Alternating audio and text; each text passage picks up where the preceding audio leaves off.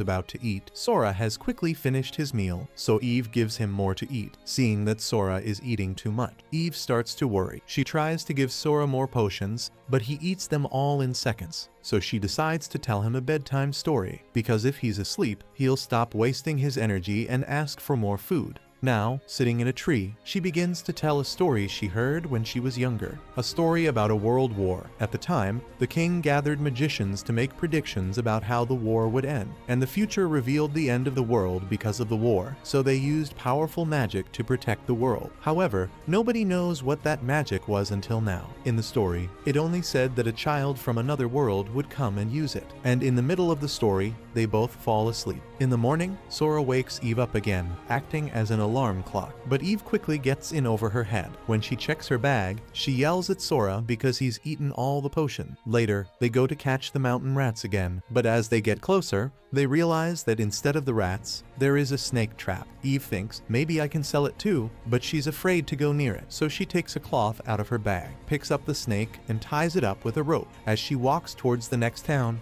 Eve smells something strange in the air. Sora seems scared too, so Eve follows the scent and discovers a dead horse lying on the ground. When she gets closer, she finds many dead men too. She gets so scared that she runs away, still holding the snake she captured. She keeps running until she reaches a distant place, and when she sees a nearby town, she quickly enters, thinking she needs to tell someone about it. She spots the guild and decides to go in. The people at the reception desk look at her and ask what's in her bag. Eve reveals that she has a snake. A man then tells her to take the snake to sell to an apothecary. She then mentions that she found dead bodies along the way. The receptionist then asks her to come closer and give more detail. While she is explaining, a man arrives and asks the exact location. Eve tells them everything, saying that it was very close to the city. He then instructs the other adventurers to go out and investigate, and before leaving, he tells Eve that if the information is true, she will receive a good reward. The receptionist hands her a document and asks her to come back later to collect her reward. Afterwards, Eve goes to an apothecary to sell the snake. A man examines it and says that this is a rare snake. He offers 3 differentiated coins for the carcass.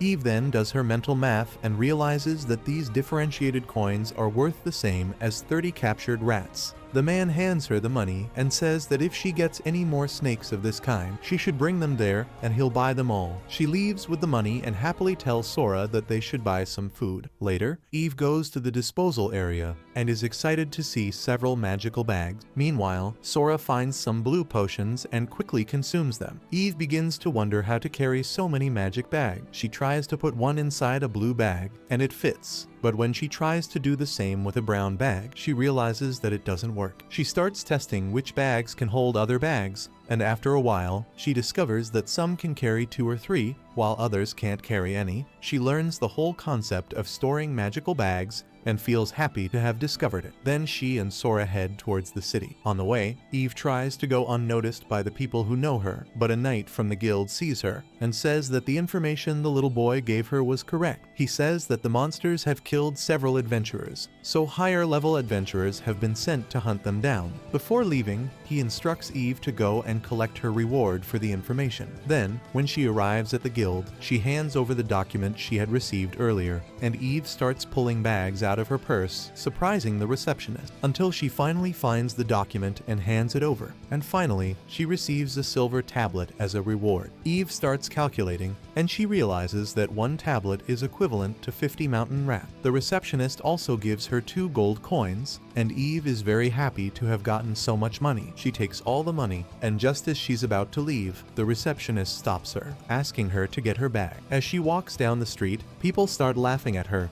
and Eve realizes it's because of her bag. When the receptionist picks them up, Eve eats her meal and gives Sora a potion. She then looks at the map to continue her journey and lies down, telling Sora that it's great fun traveling with him.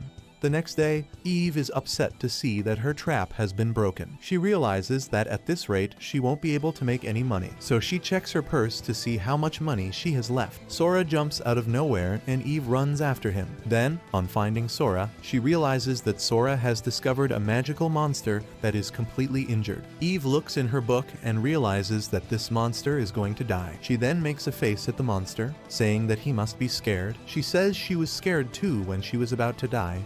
Sora feels bad for the monster, so he jumps up and covers it, completely healing all its wounds over time. Eve is impressed by this, and she waits patiently until Sora has finished healing this monster. When his work is done, Sora jumps back into Eve's hand. However, at that moment, a huge monster rises up and approaches her. She is startled to think that the monster might attack, but instead the creature shows affection for her, as if thanking her for healing it. Eve then makes faces at the monster, saying that it's very cute, while Sora just says poop as usual. Afterwards, as they walk through the forest, Eve reflects to herself on the fact that she has yet another friend. She smiles and says that she should at least give her new friend a name, and after some thought, she decides to call her new friend Cell, which means cell in another language. She then introduces herself, saying that her name is Ivy, and says that her little slime is called Sora. And as they walk, Ivy senses the presence of people nearby, and tells Sora to get into the bag, while Cell just hides in the bushes. Later, Ivy arrives at the gate of the new town. She looks at the town guard, who looks scary. Just then, a man appears and passes by, asking him not to play tricks on anyone, and Sora for some reason reacts by getting scared of the man. As the man is about to enter, the guard stops him and asks what he has come to do in this town. The man replies that a friend of his lives there. The guard becomes suspicious and asks what this friend's name is, but the strange visitor doesn't know what name to say, so the guard pushes him against the wall and cuts open his bag. The contents of the bag quickly fall out, and in a small magic bag that the guard tears open, he finds alcohol inside. He then grabs the man and tells him that he is trying to sell alcohol illegally in this city. Just then, another guard arrives, asking him not to treat this criminal so violently, and then he takes him to the prison cell. Ivy, after observing the whole incident, asks Sora if he knew that this was a bad man, and Sora replies by talking poo. Now it's Ivy's turn to go through the gate, but she's too scared of the guard. But if she runs now, she'll look much more suspicious, so she walks hesitantly, and the guard stops her. When she turns around, the guard inspects her with his frightening eye, but just then, an insect lands on her shoulder. The guard asks her what's wrong, and she says there's an insect on her shoulder. The guard then chases the insect away and thanks her. Then, just as Ivy is about to move on, the guard asks her which village she belongs to. She replies truthfully, saying that she is from Ladome village. The guard then replies, saying that he has heard that things are difficult in that village. He then adds that now he's come to a good place. Things will get better. Having said that, he lets what he believes to be a small boy in, and as he enters, she is surprised by the size of the town. She runs into the butcher's shop and asks if the lady would buy the mountain rats she has caught. The lady says yes, but also asks Ivy to beware of the monsters in the forest. After selling what she has, Ivy asks the lady for some ready-made meat. After that, she walks away, wondering where she should stay. She then spots a large open space where the adventurers gather, but on seeing the scary guard, she hesitates, but still walks towards him. The guard asks her a few questions and tells her she can make herself at home in that area. He gives her a wooden pass to enter, and as she enters, she quickly opens a cloth and lies down. She looks around and notices that everyone else has a tent. She then tells Sora that if they had a stall too, she could let him out. So she decides to walk towards the market to buy a stall, and as she's deciding which one to buy, the guard from before comes up and scares her. She almost starts crying, and then the other guard scolds his friend, telling him not to scare children like that. And the guard who was manning the gate then introduces himself, saying that his name is Ogudo. She introduces herself as Ivy, so Ogudo asks her to let him help her buy her stall. Ivy is a little hesitant, but the guard called Verivera informs her that Ogudo is not a bad guy. Together, they enter an old man's store, and Ogudo tells the old man to give the boy something good and cheap. While the old man is looking for a tent, Ivy asks how much tents cost in general. She wonders if 1 silver tablet would be enough, so she tells him that her budget is 5 ladles. The old man, on discovering that she intends to spend 5 shells, quickly asks her where she got the money. She then explains that she received a reward for informing the victims of a monster attack. The old man then hands her a tent, saying that this is the best he can sell her for 5 kanchan. She accepts and is satisfied with the deal, and after she pays for the tent, the old man suggests that she put some kind of mark on it. So she writes Sora's name in Japanese on it, and as a gift, the old man gives her a free magic bag. Then, outside, she thanks the guards for their help, and they say see you later. Ivy, hoping to see her around town again. Now, without the guards at her side, she sets up her tent. She starts to set it up, and when everything is finally ready, she is very happy to have a place to call her own. She enters, closes the curtain, and takes Sora out of her bag. Sora gets excited when he sees the tent and starts jumping. Ivy tells him that this is their home, and Sora jumps on her lap, and Ivy says that now they should celebrate. She then promises to go to the dump to collect more potions. However, while she is still in the tent, some adventurers show up. One of them says that the tent she is using is his and calls her a thief. The man starts accusing her of stealing the stall, but she says she didn't steal it. He grabs her, and a woman begins to humiliate her. They open her bag and are surprised to see a creature they've never seen before. Ivy tries to run away, but one of the men stops her. He holds her up, and the poor thing is about to cry. But then a guard appears and tells them to leave the boy alone or they'll be punished. The man doesn't listen to him, so the guard quickly releases Ivy from his hands, saying that this tent belongs to her. The man then says that it's not possible that this little boy could have bought such a good tent, and the guard says that Ogudo helped him buy the tent. And now, very angrily, he asks if his tent has really been stolen or if he's lying. At this point, the man hesitates and says that perhaps they have made a mistake, and as they try to run away, the guard calls the other guards to deal with them. The guards quickly take each of them down, and the ones who were caught are taken to prison. The other two manage to escape because they were too fast. The guard then asks Ivy if she's alright, and she thanks him. He gives her a healing potion, and she's happy because it's the first brand new potion she's ever had. The guard says that this is an apology for what happened. She thanks him for his help, and he leaves. Later in the evening, Ivy tells Sora to drink as much of the potion as he can and get his fill, but when he's about to eat, he sees that Sora isn't eating because he wants the brand new potion from her. Ivy tells him that he'll need it to heal and that he can't eat it. The next morning, Ivy wakes up and tells Sora that they're going hunting, and before she leaves, she makes sure to tell the guard, and as she walks, she meets many guards along the way who know her. They offer help and give her gifts, and she wonders how they know her. Later, in the forest, she sees that her trap has been destroyed again. She tells Sora that at this rate, she'll never catch anything, but just then, to her delight, Seal appears from behind, and he's brought her some rabbit. She asks if he's giving them to her, and Seal says yes. Then she hugs him and says she'd better start preparing them, as they're still very fresh. While she's doing this, Seal plays with Sora, and when she's finished, Sora and Seal are already asleep. She wakes Sora up, saying that they'll be back. Sora rolls towards her, and Seal cuddles her, then goes back into hiding. Eve and Sora return to town, and Sora's clumsiness causes him to injure himself with a stick. Back in town, she goes straight to the butcher. The lady compliments the meat she always brings, saying it's very fresh, and even jokes that the meat is so good it looks like she hunted it without a trap, and Eve just smiles. The lady gives her the money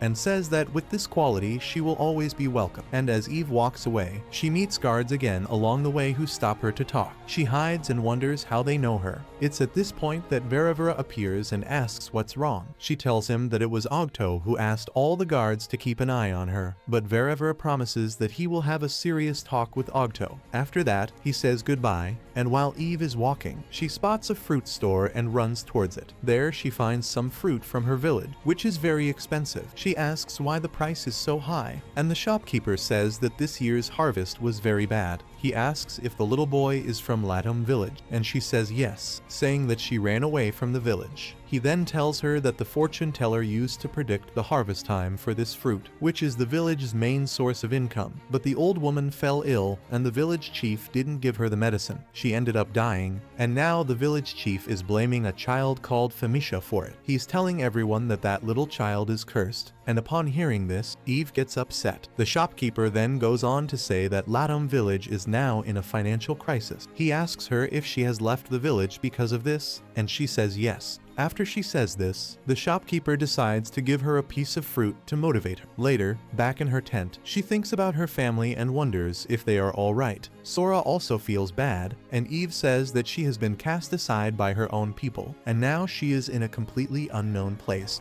However, the people she has never seen in her life are all kind to her. She takes the fruit and says that in a way she feels at home here, and Sora tries to say something while jumping, but Eve replies that she doesn't understand what he's saying. She eats the fruit and remembers the words the psychic said to her. Basically, she has been instructed by that old woman to travel to the capital and get to know the surrounding towns so that she can find good people she can trust. So, the next day when she wakes up, before going out hunting, she greets everyone with joy. When she gets to the forest, she sets a trap and invites Sora to go to the garbage dump to get a potion for him. On the way, she senses the presence of people and makes Sora jump into her bag. Just then, those evil adventurers appear and say they are ready to take revenge, but first of all, they ask her to give them her rare slime. Eve replies that she can't because Sora is her friend. Then the man orders her to hand it over or she'll be beaten up. She gets scared and starts running, and the man runs after her. She leads him towards her trap, and he gets stuck in it. Seeing him in this situation, the man's partner calls him useless. The man lets go furiously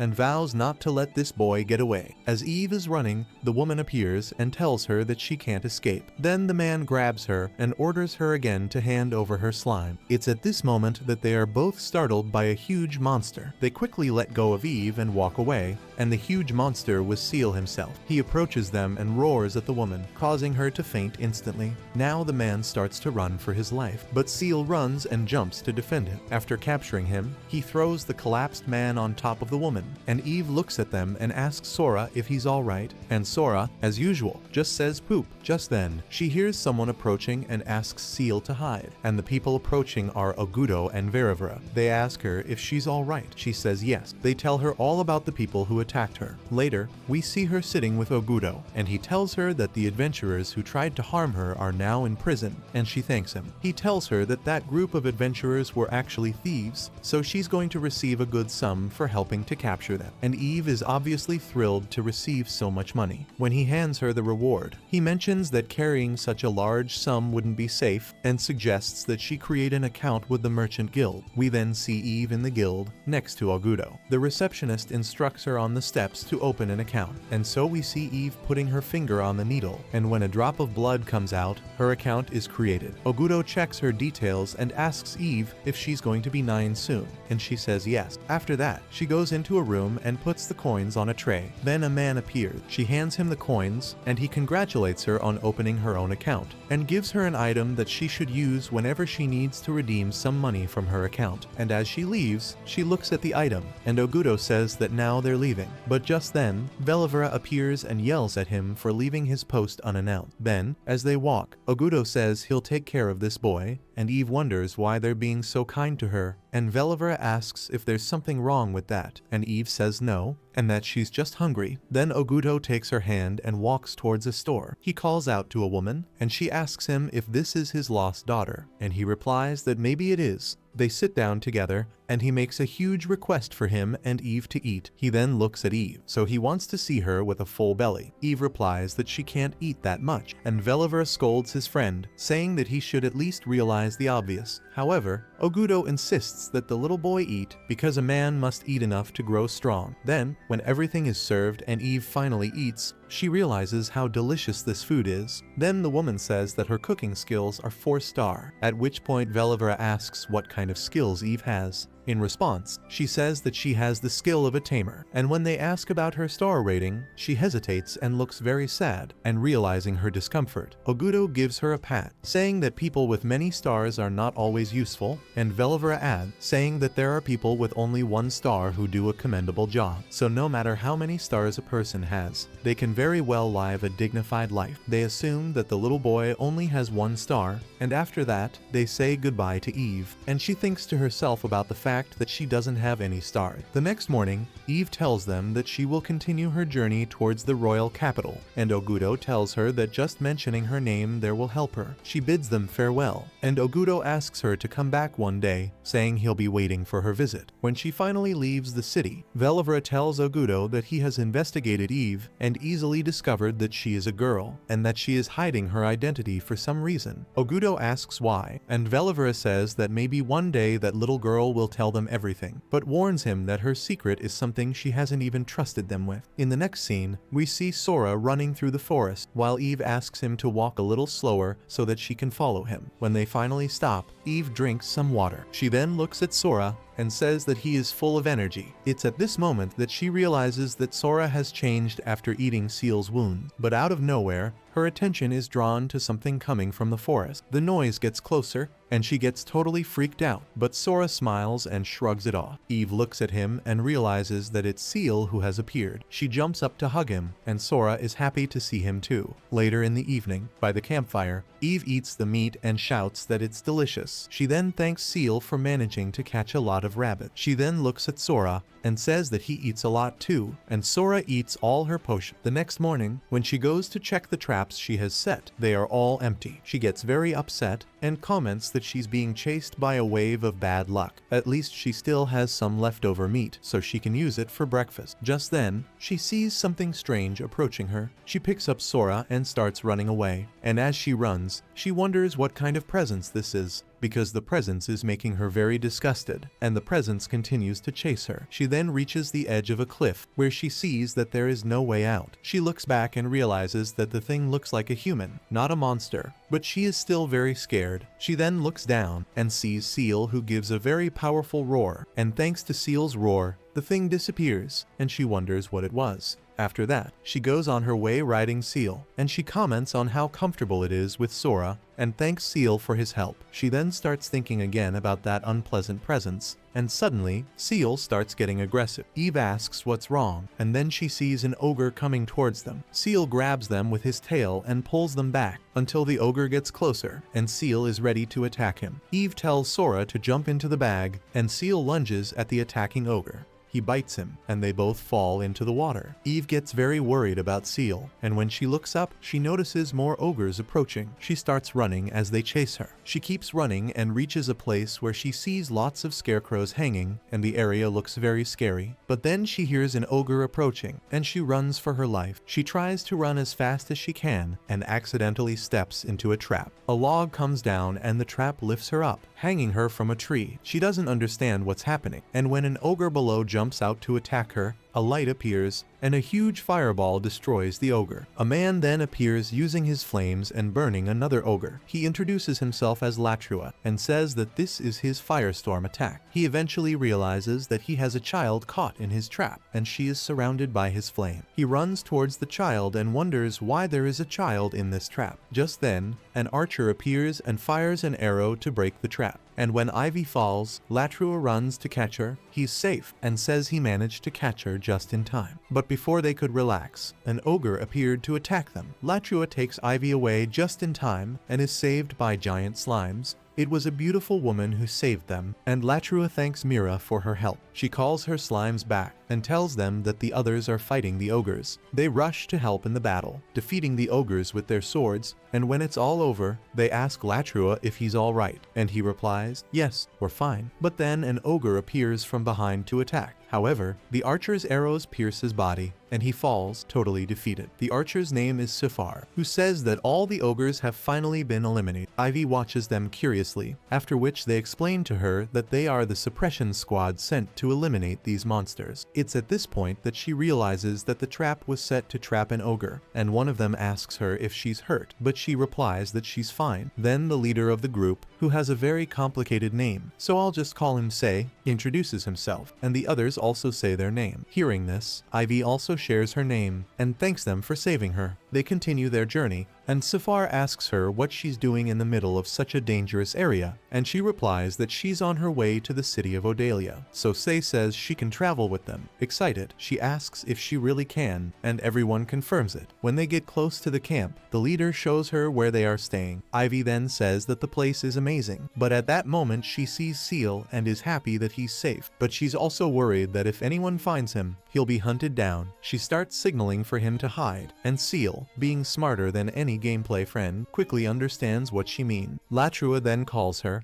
and Ivy runs to him, saying she's going. Now they arrive at the camp, and Ivy is surprised to see so many adventurers there. The leader introduces her to their tent, called the Tent of the Burning Sword, and Mira says goodbye, saying she'll see them later. Then the leader reveals that they are now going to a meeting about the monster hunt, and Ivy just says goodbye to them while staying by Latrua's side. Afterwards, Latrua says that he's staying there because he has the task of cooking, and he immediately regrets, saying that he doesn't know how to cook well. Ivy then asks him how he cooked. Then he says that he has a 3-star flame attack ability, so he seasons everything with salt and pepper and then exacerbates it with his power. He asks what he believes to be a small boy if he can help him, and Ivy says they can cook together. She starts with the rabbit meat, rubbing it with a little salt to season it. She cuts up some vegetables and fries the meat before cooking it with the vegetables in the pot. While she's cooking, Ivy explains everything she's doing, and Latrua just compliments her, saying that everything looks amazing. When dinner is ready, Ivy just waits for everyone to eat, and Zay gives the order saying that everyone can eat. Then, when everyone takes their first bite, their expressions make Ivy worry. But then they tell her that everything is great, and everyone compliments her as they eat. Just then, Mira appears and says she smells something wonderful, and Latrua says she's arrived at the perfect time, and invites her to eat with them. She sits down next to them and takes her first bite, realizing that she's eaten something very tasty, and Ivy comments that it's great that everyone likes her food. Zafar then asks Latrua if he made this little boy cook by himself, and Latrua tries to evade the question. Ivy then explains that they did it together, and Latrua agrees and adds that he adjusted the heat well. Then, to get away from the subject, he shoots a rock into the sky, and it explodes into firework. Just then, an idea pops into Ivy's mind. Mira realizes she's said something and asks what's wrong. Then Ivy replies that if they had more varieties of metal, they could see a better show in the sky. Mira then takes out some metal, and Ivy is very excited about the idea. She says that with this, they can make more beautiful flames. Ivy then ties these pieces of metal into a cloth and gives them to Latrua. He then throws it into the sky and explodes it, so that everyone witnesses a display of colorful firework. Latrua keeps throwing the metal, and the fireworks become incredible. Everyone watches in awe, including Seal,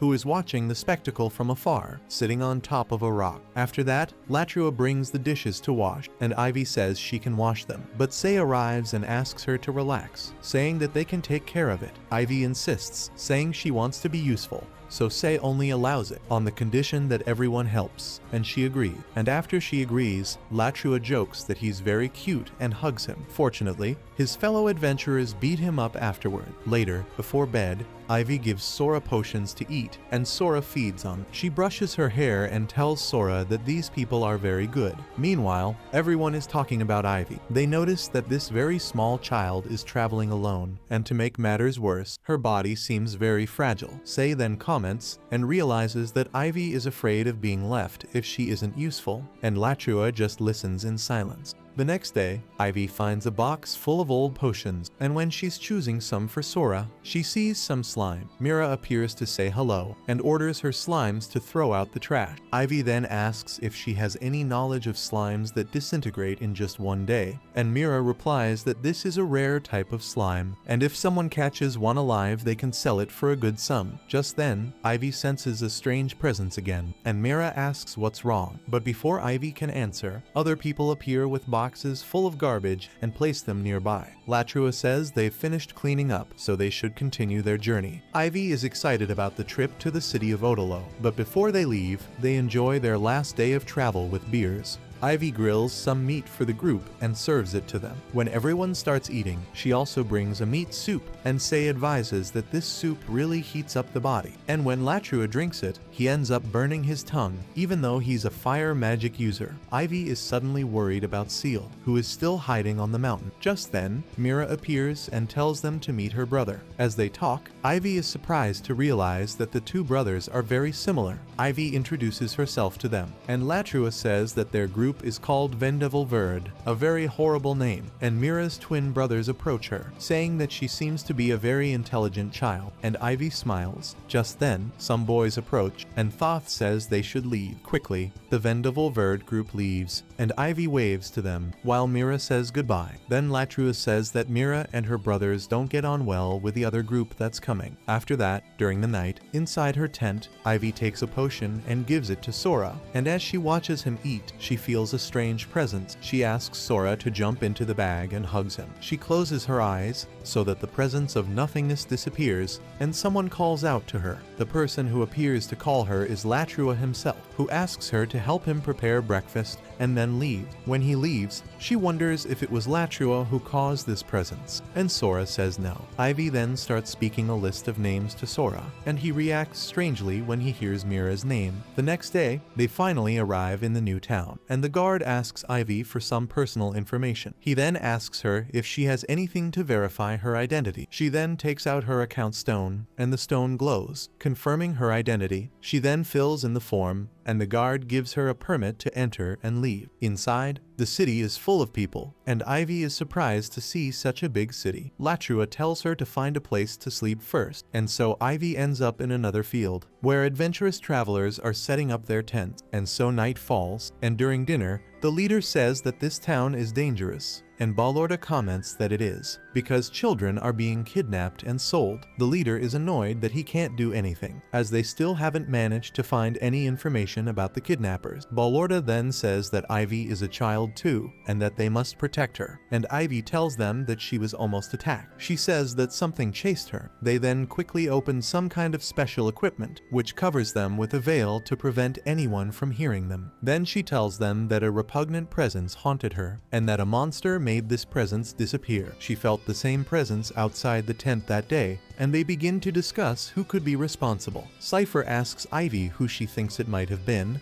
and she replies that she suspects the sites. The leader asks her if she's sure about this, but she, afraid to reveal that it was her slime who told her this, decides to back down from her statement and asks everyone to forget what she said. Later, she tells Sora that she can't tell them about him, but then she remembers the counsel of the old woman about trusting allies when the time comes. Then, the next morning, she leaves the tent. The adventurers create the veil again, and Latrua says that just as she said, the targeting has a dark side because they chased her during the night and discovered that her brothers were secretly talking to a merchant. When the shopkeeper left, he investigated, but they said they were just talking and that it was no big deal. However, why did they use that veil to muffle the sound? Everyone then begins to make guesses about the secret things Mira and her brothers might be doing. Eve listens attentively, and the leader thanks her for alerting them to Mira's suspicious behavior. Latrua thanks Eve, and she is thrilled to discover that they really believed what she said. She gets emotional while thinking that she's nothing. However, they still trust her. Latrua asks if she's alright. She then says she has to tell him something. She runs into her tent, opens her bag, and asks Sora to come out. She tells them that Sora told her about Mira, and they are all surprised to learn that Sora can sense people more. One of them comments that this is amazing, and Eve holds Sora and says that he's her best friend. The man called Hickbert approaches Sora and starts to spoil him, saying that he's adorable, and everyone has only heard of transparent slimes in stories. Meanwhile, Sora isn't enjoying Hickbert's pampering, so he lets loose and attacks him. And now, as Sora sighs on Eve's lap, feeling relieved, Eve watches him, and Latrua has the incredible idea of checking if slime really can see through lies. Hickbert says it's Latrua, and Sora shivers as he realizes it's a lie. A man says that his friend secretly drank Seafar's alcohol. Hearing this, Seafar is furious, and Sora confirms that it's true,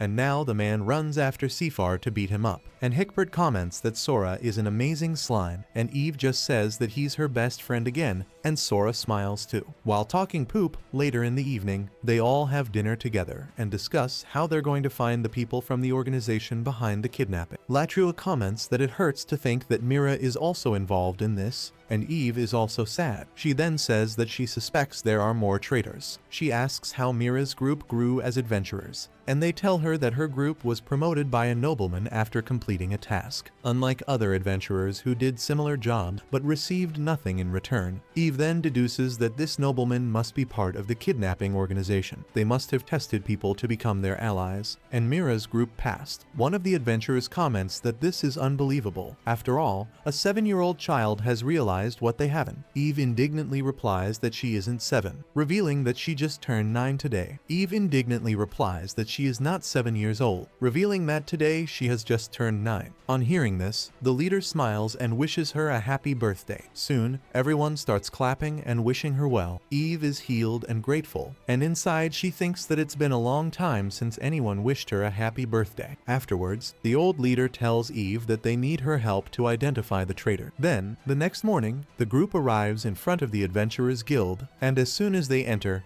a man sitting there introduces himself as Hoglif, and Bolorda compliments him, saying that he is the guild master. Eve greets him, and she looks at Sora, who says that he can be trusted. Then the guild's captain, Burskibai, introduces himself, and once again, Sora detects no threat. Eve then smiles and says it's nice to meet you. Afterwards, the vice captain also introduces himself, and Sora also gives the man a pass of innocent. Bolorda takes the magic orb and pretends to be checking it, and comments that it looks like everyone is clean. Eve then explains that this is a magical item that shows whether a person is good or bad. The guild master, Hoglif, says that he will need your help to identify the traitors involved with this organization, and Bolorda responds by saying that they are here to do just that. He winks at Eve, who nods, being too excited to do it. The next day, everyone is in front of a building, and the man explains that this place used to be the organization's base. They approach the guards, and Captain Burskibai starts talking to them. Sora confirms that one of the guards, a man with red hair, can be trusted, but when the man called Malgajula speaks, Sora begins to tremble,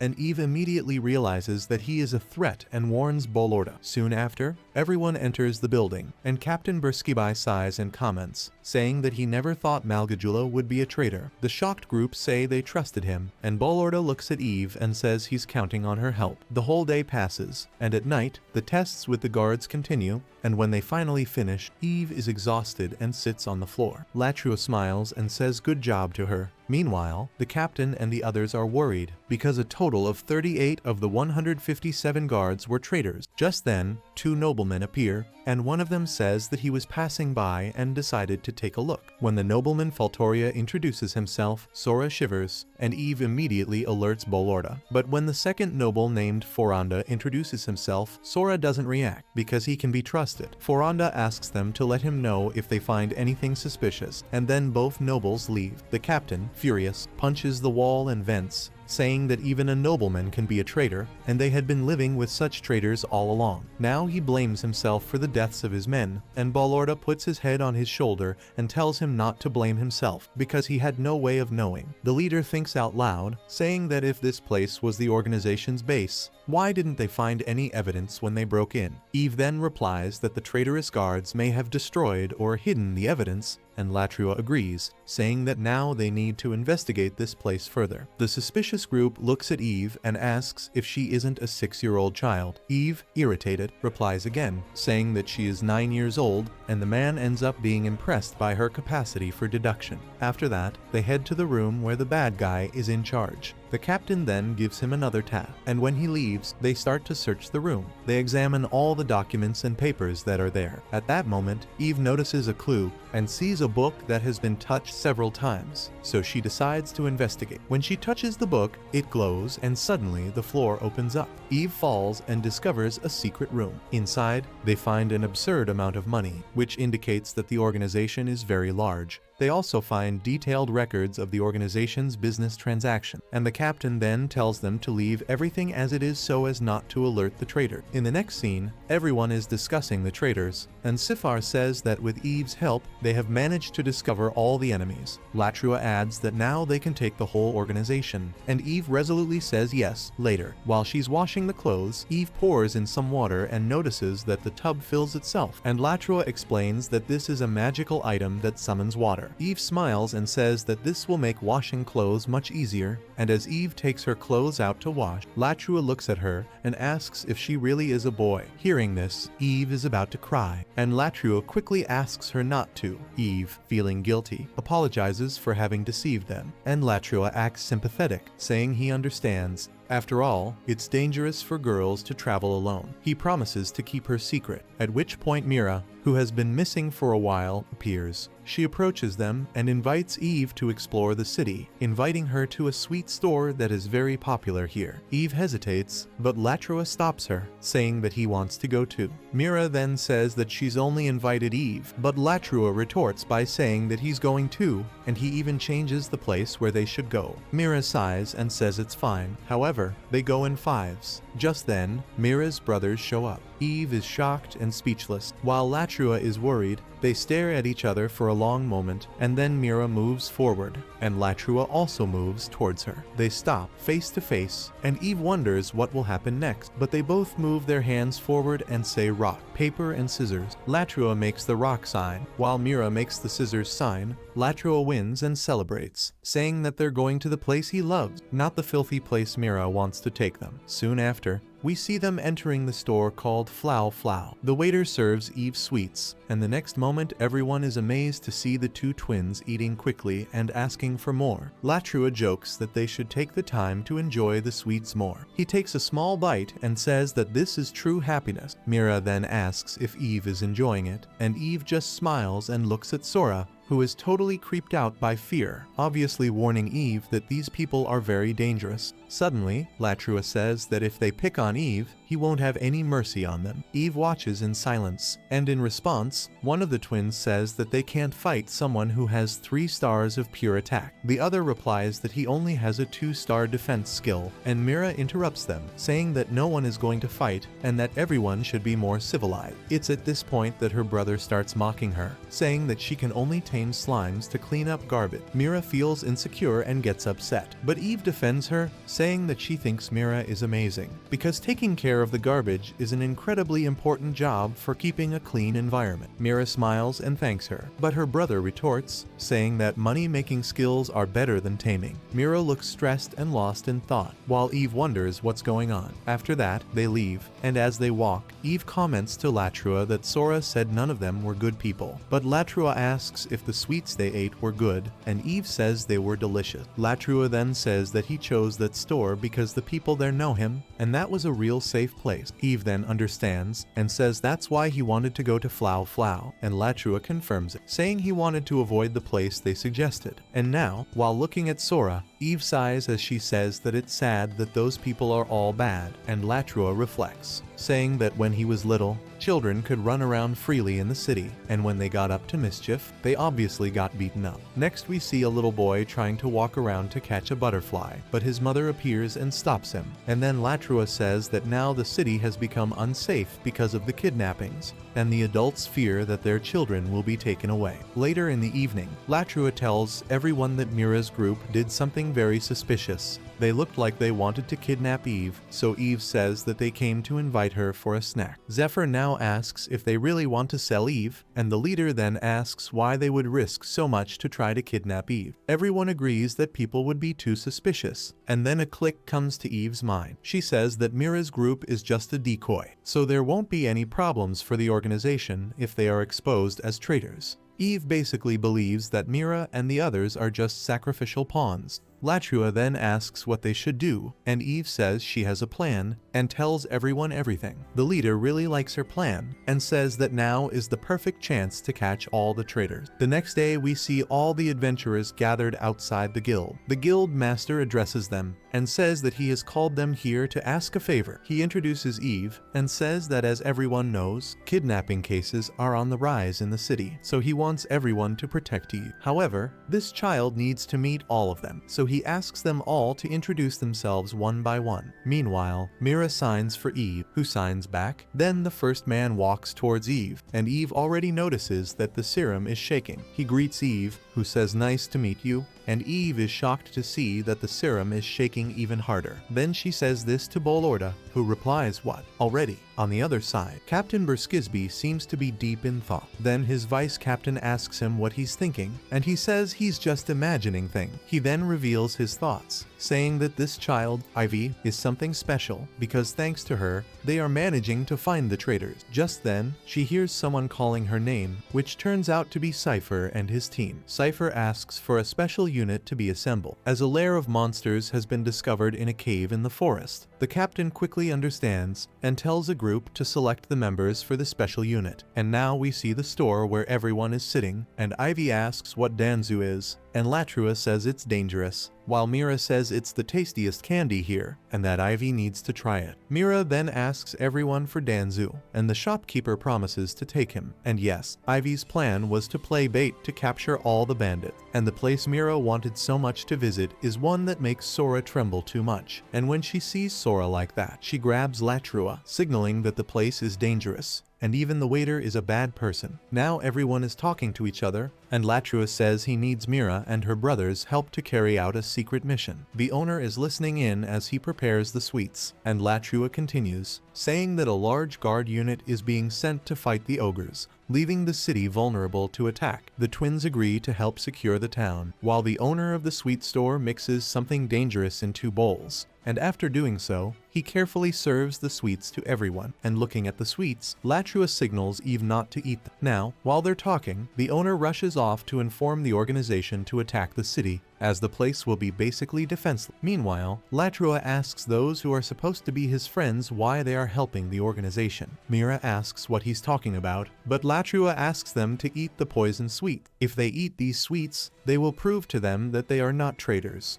And when Latrua says again that he knows they are traitors, the 2 twins get up to fight him. Marmee picks up his daggers, and Tort picks up his sword to fight, and after kicking the table, Marmee steps forward to attack, but Latrua dodges. They start fighting, and Latrua punches him, causing him to crash into the wall. Now Tort launches an attack, and Latrua stops him, telling him to give up. Meanwhile, Eve is just scared, and the fight continues. Out of nowhere, Tort tries to attack Latrua from behind, but Eve warns him. Latrua then summons his flames, but Marmee uses his water magic to nullify the attack. Now the 2 prepare to attack again, and Latrua picks up his sword. However, when the brothers were about to attack together, Mira uses her slimes to stop them both, and while they are dealing with the slimes, Latrua has the chance to attack and pass out the 2 brothers. After he does this, Mira says she's sorry for the betrayal, but Eve thanks her for stopping the twin. Just then, a friend of Latrua's shows up asking what's going on, and Latrua asks for his help. Now, back at the palace, the guards are on duty, and suddenly the organization's people arrive to attack, and the guards engage in combat with them. Meanwhile, some of them go up to a traitorous guard. They signal to each other, and then he takes them inside and tells them to go to that room. Now the noble traitor also heads for this room, and as he enters, he tells everyone that they've done a great job, and he walks over to push the book, and so the secret room is revealed, and out of nowhere a sleep bomb activates. He is shocked by this, and at that moment, several sleep bombs begin to explode. The gas begins to spread everywhere, and the members of the organization can't breathe and end up unconscious. At the back of the room, another bomb explodes. They try to run, but end up fainting. On the other hand, the captain is dealing with a special unit to capture the ogres, and the vice captain says that the traitors are right behind them, and that they are ready to attack them, because if they defeat the strongest, only the weakest will be left. The captain then says that they are all fools, and then he hands a device to his vice captain, who asks worriedly if he can use it at will, and the captain says that he should do whatever he wants. Then, when the traitors are ready to unsheathe their swords, and some even prepare to fire arrows, the captain and his deputy quickly react by dropping a net on them all. The net has the power to nullify everyone's magic using shock power, and now that several traitors have been caught, the 2 are preparing to capture those who haven't yet been caught. Meanwhile, the guild leader, Roglith, is also starting to fight against the traitorous adventurers. His friends also join the fight and begin to defeat them. One man tries to use a knife, but receives a powerful kick. The cipher defeats an enemy with a staff, but a man attacks the bucket, and it knocks him down with ease. Guild leader Roglith shouts for them to capture all the traitors he points out, and the bollard shoots one of the enemies in the head. They are all happy, as finally they can no longer be fooled, and the group electrocutes them again to make sure they are all neutralized. After that, everyone gathers in a private place, and the captain says that they have captured all the traitors. The Ballorda can finally say that the city is safe, and the traitor nobleman is furious as he is taken to prison, but the Foranda nobleman says that no one else will save him now. However, now they have a problem to deal with. The townspeople are angry with the traitors, but this is easily resolved by the captain, who runs towards the crowd and says that all the traitors will be punished. The people want to kill them right now, but the captain says that if they die here, they will be free. He promises the entire population that he will make sure that everyone receives a severe punishment for what they have done. His aim is to make everyone become slaves and work in a place that is a living hell. Upon hearing this, Evie comments that the captain is an incredible man because by doing this, he has prevented normal people from becoming criminals. And in the next scene, we see the captain and the A group talking to Evie. The captain hands her a list of traitors involved with the organization, and obviously for having helped capture so many traitors, Evie is going to receive a gigantic reward because as well as having captured traitors, they have discovered several murderers and very dangerous criminals involved in all of this. Evie thinks about calculating the whole sum, but she gives up and just picks up the pen to sign the papers. The next morning, Evie checks her trap, and she's disappointed not to have caught a single rat. Just then, Seal appears and Evie is happy to see him. She hugs him, and he goes into the bushes. The next moment, mice and rabbits are caught in Evie's trap. She then smiles and thanks Seal for doing this for her. Later, in the meat store, the shopkeeper thanks Evie for always bringing in fresh meat.